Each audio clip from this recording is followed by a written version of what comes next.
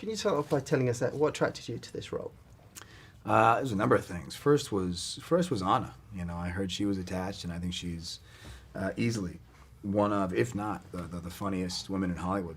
Then I read the script, and I remember laughing out loud a number of times. And if you laugh out loud when you're reading a script, it's a good sign. And then the role. You know, it was someone that I could relate to. It was someone that I could identify with, and it felt like a character that I could pull off. Now, you say you relate to him. In what ways? He's described in the movie as a bit of a man whore. Yeah. In what way do you relate to that? Well, I'd like to, you know, dilute that a bit by saying he's just selfish.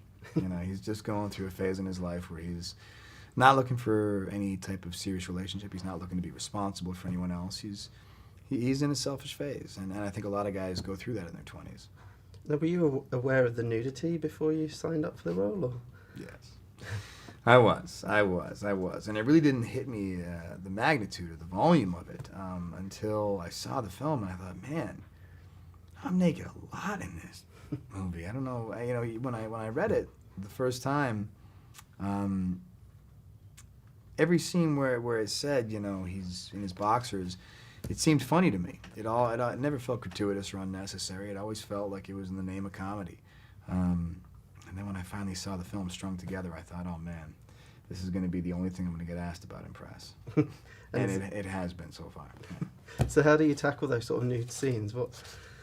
I mean, they're a little awkward, and they're a little, it's strange in the morning. You know, you come to set and everyone's, you know, you keep your robe on, and it's a closed set, so no one comes around, and then you do 2 or 3 takes, and by the end of the day, the robe is off, and you're just walking to your trailer in your boxers. You know, it becomes easier.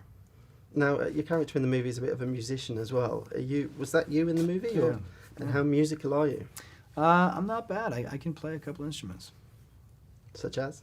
I can play the guitar, and I can play the piano, and I could probably fake it on drums. I could trick you.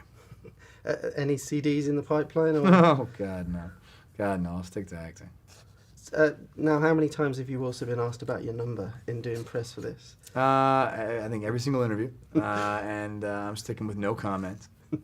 So what's been your toughest date? What's been my toughest date? I went on a date with the girl once who I knew was not terribly good at English, but then we got to the date, and she was really bad at English, really, really struggled. And that was a long date, let me tell you. And as this is a comedy, what makes you laugh? What makes me laugh?